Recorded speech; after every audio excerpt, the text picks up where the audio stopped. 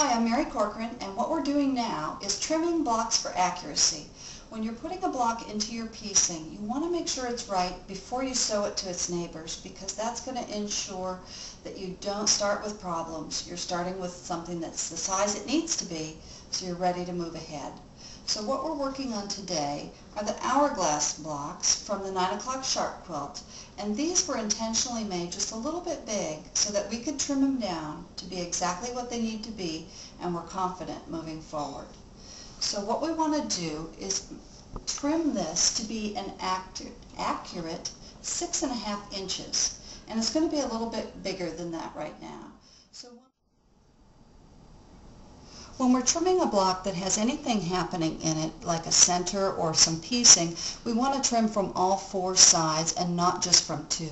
So we have to start by knowing what the middle is. This is supposed to be a 6.5 inch block to go into our piecing, so the center is going to be 3 1/4. So we're going to find the 3 1/4 mark. Here's the 3, and so if we go here to 1/4, that's what we want exactly on the middle. And now that I've found the center point, I want to make sure that this diagonal line falls on the piecing. So there, it's on the piecing, and now this 6.5 inch ruler is centered on the block, and I could trim all 4 sides. So I'm going to trim 2 sides at one time, and since I'm right-handed, I'm going to trim this side and the top.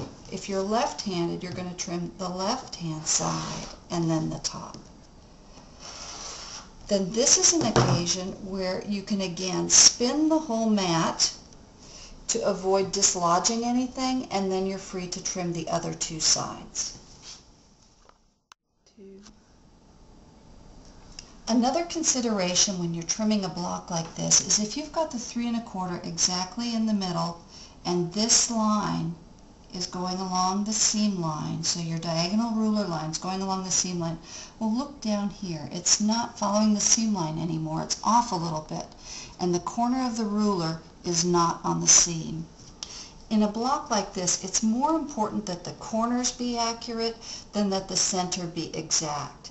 If the center is off by just 1/8 of an inch or 1/16 of an inch, visually that will not draw your attention.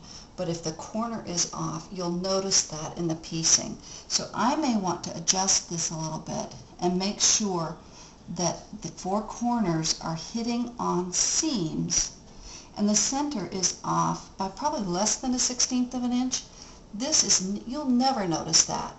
But if your corners aren't accurate, in your piecing you will see that.